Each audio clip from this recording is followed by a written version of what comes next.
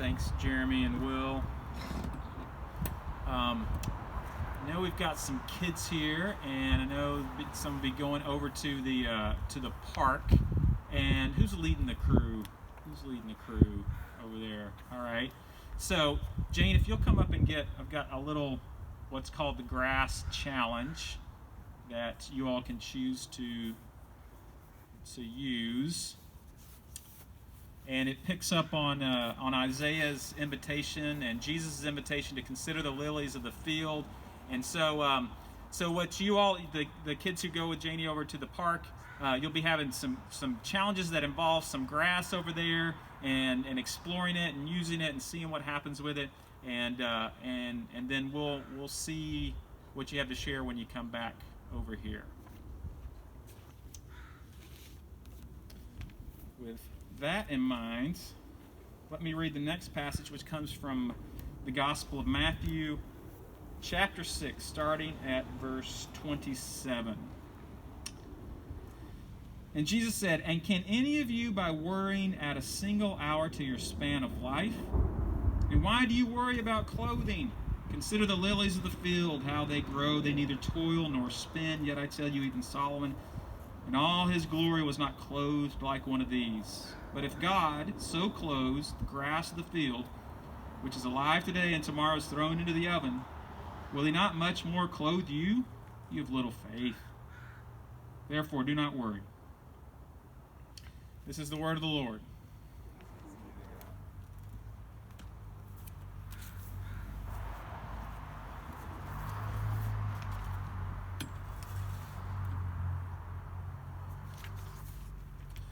So let's talk about grass. We've been exploring different things that help us connect with God.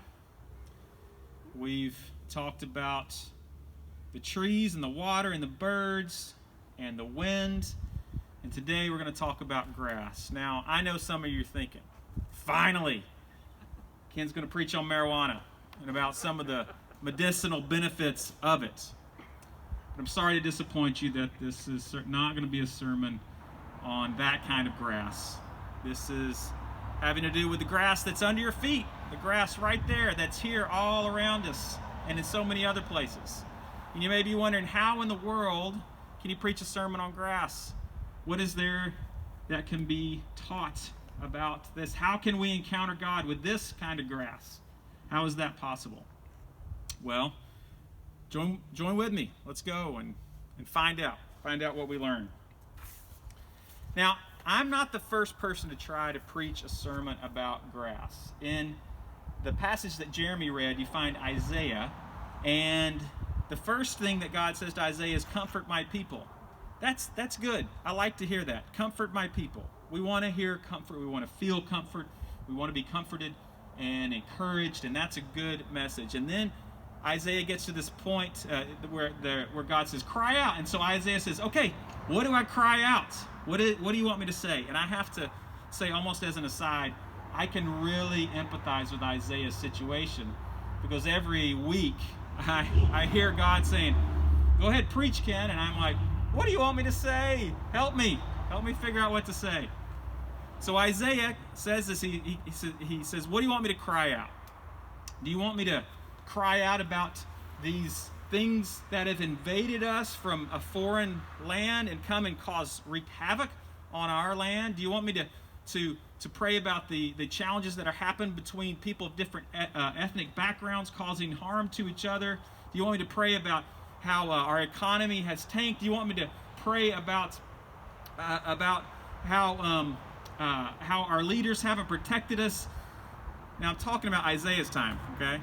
Don't get confused that I'm talking about now. This is 2,500 years ago, and there's nothing relevant that happened 2,500 years ago to our situation today. So, Isaiah is there. He says, "I can talk about these things." Okay, God, what do you want me to talk about? And what's the response from God? Grass. Talk about grass. Grass? What? Really? Just common, everyday grass? Yeah, that's what I want you to talk about. Well, okay. Well, what do you want me to say, Lord? Well, tell the people they're like grass. What? These people who've just had their walls overrun and their temple torn down and seen their loved ones carted away, you want me to tell them that they are like grass? Like, how so? Like, what is comforting about that? And God says, well, actually tell them they're like grass because the grass withers and the flowers fade. Well, that's not very encouraging. That's not very comforting. I'm not sure we're going to get to the place you want us to get, Lord, with that kind of message. Poor Isaiah. Poor me. I'm here as well. I get to say to you, you're like grass, Manitou. That's not very fun to say. The grass withers and the flower fades. Who wants to really hear that? And how in the world is that comforting? Well, I think there is a way it's comforting. But sort of like the boy who's in the room with all the horse manure, and they grab him because he's digging around all over the place, and they say, what are you doing in here digging through this horse manure? And he says, well, with all this horse manure, there's got to be a pony in here somewhere. There's got to be some good news in this somewhere. Let's see if we can find it. And let's start by looking at the grass itself.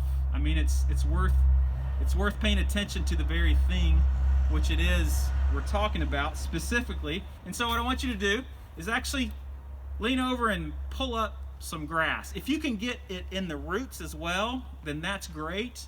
If you want to pull up a weed that's along with it as well, go ahead and go for it. But even if you just get a blade of grass, just everybody pull some grass up from the ground here. Brown grass, green grass, whatever you can get. Just go ahead and pull that up. Have that in your hand and roll it over and feel it. Look at it as I talk about some of the specifics of it.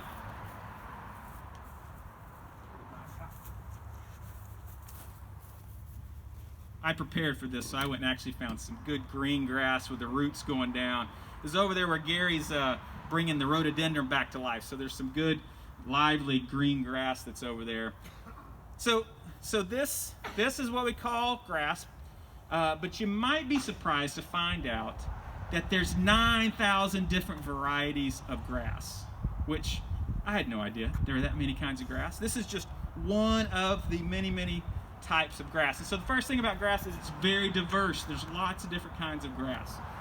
The second thing we learn about grass is that it is vital for life.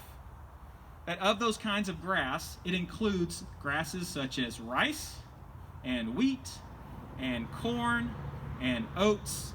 Those are all grasses. I didn't know that. And so if you look on any of your labels, you're going to find many of those things are on there in some form. And I was not surprised to hear that, animals, of course, deer and other things and cows,